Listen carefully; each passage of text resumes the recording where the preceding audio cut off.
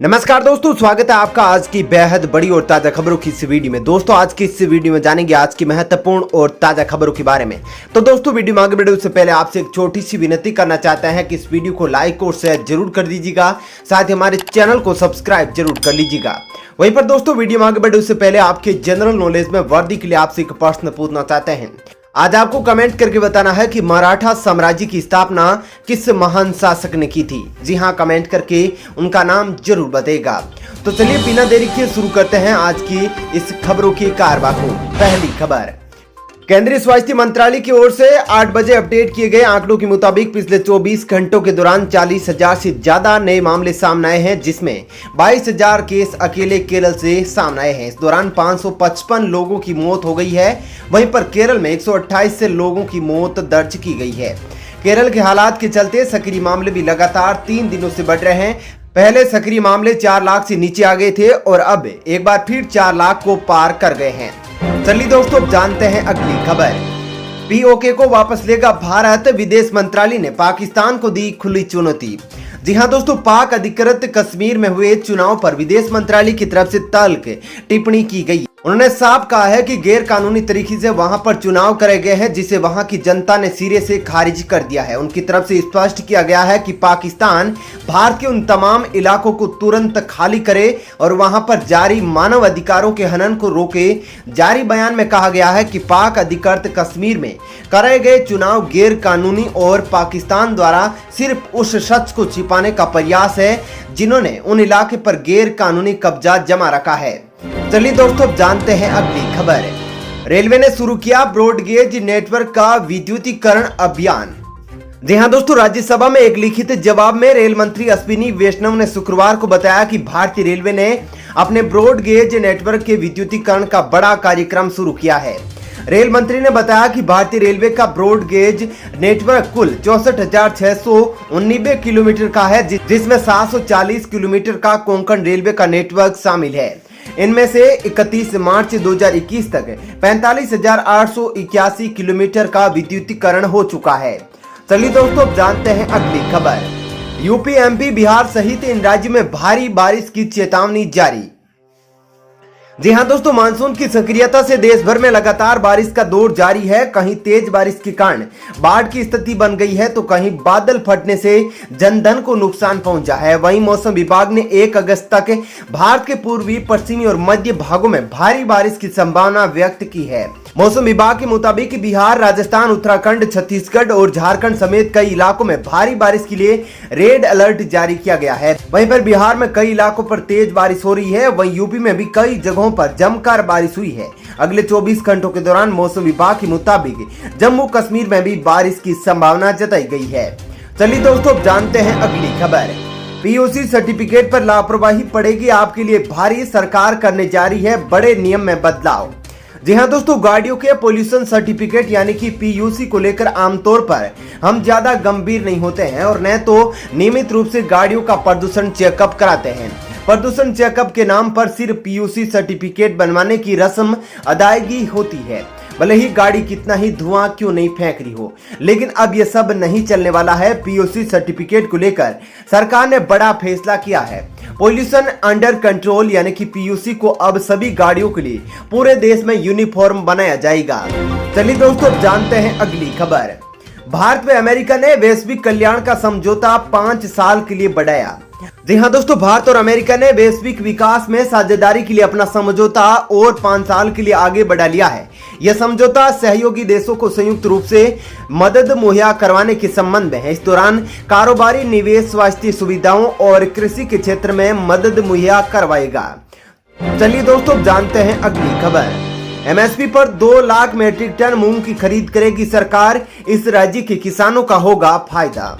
जी हां दोस्तों, गर्मी के मौसम में उगाई गई फसलों में सबसे ज्यादा मूंग की खेती होती है। मध्य प्रदेश में भी इस साल मूंग का बम्पर उत्पादन हुआ है। राज्य के किसानों ने इस बार 6,82,000 हेक्टेयर में गर्मा मूंग की खेती की थी। इससे 12,16,000 मीट्रिक टन मूंग का उत्पादन हुआ है। ऐसे में राज्य सरकार चाह रही है कि किसानों को उनकी फसल के अच्छे दाम मिल जाए, इसलिए मध्य प्रदेश सरकार ने न्यूनतम समर्थन मूल्य पर मूंग की खरीद का फैसला किया है। इसके बाद से ही मूंग बेचने के लिए राज्य में 2,32,000 किसानों ने अपना रजिस्ट्रेशन करवाया है। चलिए दोस्तों अब जानते हैं अगली खबर। कपड़े का मास्क बना खतरा, एम्स की रिपोर्ट में हुआ चौंकाने वाला खुलासा। जी हां दोस्तों, देश की राजधानी दिल्ली के अखिल भारतीय आयुर्विज्ञान संस्थान में 352 मरीजों पर हुए शोध के नतीजे सामने आए हैं कि कम रोग प्रतिरोधक क्षमता वाले मरीजों को कपड़े का मास्क नहीं पहनना चाहिए। डॉक्टरों के मुताबिक लंबे समय तक कपड़े का मास्क पहनने से गंदगी होने की वजह से ब्लैक फंगस होने की संभावना ज्यादा हो जाती है। खासकर ऐसे मरीज जिनकी रोग प्रतिरोध क्षमता बहुत कम है, उन्हें बहुत ज्यादा सावधान रहने की जरूरत है।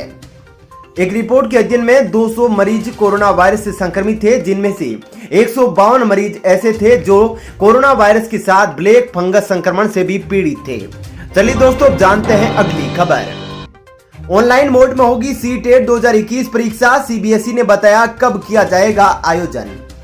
जी हां दोस्तों, केंद्रीय माध्यमिक शिक्षा बोर्ड ने एक नोटिस जारी किया है जिसमें उसने घोषणा की है कि सीबीएसई सीटेट 2021 परीक्षा ऑनलाइन मोड में आयोजित की जाएगी। सेंट्रल टीचर एलिजिबिलिटी टेस्ट यानी कि सीटेट 2021 की परीक्षा दिसंबर-जनवरी में आयोजित की जाएगी। सीबीएसई ने यह घोषणा की है कि सीटेट 2021 परीक्षा में पूछे जाने वाले प्रश्न वैचारिक समझ, आवेदन, समस्या समाधान, तर्क और महत्वपूर्ण सोच के आकलन पर अधिक केंद्रित होंगी। चलिए दोस्तों जानते हैं अगली खबर। सीमा विवाद को लेकर हेमंत बिस्वा के खिलाफ केस दर्ज, मिजोरम की सीएम बोले शर्मा भाई की तरह शांति से निपटेगा मामला। जी हां दोस्तों, असम मिजोरम सीमा विवाद को लेकर दोनों सरकार आमने सामने है। सीमा पर हिंसक झड़प को लेकर दोनों राज्यों में तनाव जारी है। वहीं असम के मुख्यमंत्री हेमंत बिस्वा शर्मा के खिलाफ एफआईआर दर्ज की गई है। मिजोरम पुलिस ने मुख्यमंत्री बिस्वा शर्मा के खिलाफ हत्या की साजिश रचने के आरोप में केस दर्ज किया है। इसके अलावा मिजोरम के 6 अन्य अधिकारियों पर भी मामला दर्ज किया गया है। चलिए दोस्तों जानते हैं अगली खबर। भारत चीन के बीच आज होगी 12वें दौर की कोर कमांडर स्तर की बातचीत, हॉट स्प्रिंग गोगरा पर होगा फोकस।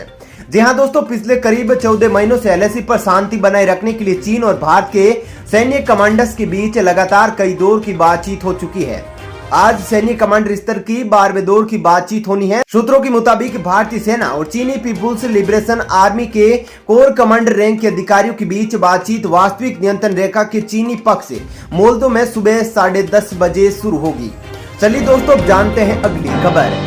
प्राकृतिक और मानवीय कृत आपदा से सुरक्षा देगी मोदी सरकार, लाने जा रही है बड़ी बीमा स्कीम। जी हां दोस्तों, हर साल बाढ़, भूकंप, आग लगने या किसी भी तरह की प्राकृतिक आपदा से लाखों लोगों के घर तबाह हो जाते हैं। इसमें से ज्यादातर परिवार ऐसे होते हैं जिनके लिए दोबारा घर बना पाना मुश्किल होता है। केंद्र सरकार अब लोगों के लिए होम इंश्योरेंस से जुड़ी एक बहुत ही बड़ी योजना ला रही है। दरअसल मीडिया हाउसेज के मुताबिक केंद्र सरकार प्रधानमंत्री जीवन ज्योति बीमा योजना को और प्रधानमंत्री सुरक्षा बीमा योजना की तर्ज पर इसी बड़े पैमाने पर लोगों के घरों की सुरक्षा की बीमा लॉन्च योजना करने वाली है। चलिए दोस्तों जानते हैं अगली खबर। मानसून सत्र में अध्यादेश से जुड़े विधायकों का होगा अगला हफ्ता, विपक्ष दिखा रहा कड़े तेवर। जी हां दोस्तों, सोमवार से शुरू हो रहे मानसून सत्र के तीसरे सप्ताह में सरकार का एजेंडा अध्यादेश से जुड़े विधेयक होंगे। बीते 2 सप्ताह में अध्यादेश से जुड़े 6 विधेयकों में से महज एक को ही दोनों सदनों की मंजूरी मिलने से सरकार की चिंता बढ़ गई है। अगले सप्ताह राज्यसभा में ऐसे विधेयकों को पारित कराने के लिए सरकार रणनीति बनाने में जुट गई है। विपक्ष के पुराने तेवर बरकरार रहने पर सरकार हंगामे के बीच ही इन विधेयकों को पारित करा सकती है। चलिए दोस्तों जानते हैं अगली खबर। खुशखबरी, इस दिन आएंगे 9वीं किस्त के 2000 रुपए, फटाफट जमा करें डॉक्यूमेंट वरना अटक जाएंगे पैसे। जी हां दोस्तों, पीएम किसान सम्मान निधि योजना के तहत केंद्र सरकार की ओर से देश के किसानों को हर साल 6000 रुपए की आर्थिक सहायता दी जाती है। मीडिया रिपोर्ट्स के मुताबिक किसानों के खाते में 9वीं किस्त 1 अगस्त 2021 से आना शुरू हो जाएगी। पीएम किसान सम्मान निधि स्कीम का लाभ अब उन्हीं किसानों को मिलेगा जिनके नाम पर खेत होगा, यानी कि पहले की तरह पुश्तैनी जमीन में हिस्सेदारी रखने वालों को अब इस योजना का लाभ नहीं मिल पाएगा। अगर आपके नाम पर भी खेत है तो तुरंत ये काम कर ले, वरना आपकी अगली किस्त अटक जाएगी। चलिए दोस्तों जानते हैं अगली खबर। केंद्र सरकार का राज्य और केंद्र शासित प्रदेशों को निर्देश, भिखारियों और घुमंतु जाति के लोगों का टीकाकरण पर विशेष प्रबंधन हो। जी हां दोस्तों, केंद्र सरकार ने राज्य और केंद्र शासित प्रदेशों से भिखारियों, घुमंतु जाति और पुनर्वास केंद्रों में रहने वाले लोगों के टीकाकरण के लिए विशेष प्रबंधन करने को कहा है। टीकाकरण के जरूरी दस्तावेजों से वंचित इन लोगों के टीकाकरण के लिए केंद्रीय स्वास्थ्य मंत्रालय 6 मई को ही दिशा निर्देश जारी कर चुका है। स्वास्थ्य सचिव राजेश भूषण ने सभी राज्यों और केंद्र शासित प्रदेशों के मुख्य सचिवों और प्रशासनिक अधिकारियों को लिखे पत्र में 6 मई के पत्र का उल्लेख करते हुए भिखारियों, घुमंतु जाति और पुनर्वास केंद्रों में रहने वालों के जल्द से जल्द टीकाकरण की जरूरत बताई है। चलिए दोस्तों, फिलहाल इस वीडियो में इतना ही। ऐसी ही खबरें देखते रहने के लिए आप हमारे चैनल को सब्सक्राइब कर ले, साथ ही इस वीडियो को लाइक और शेयर जरूर करें। धन्यवाद।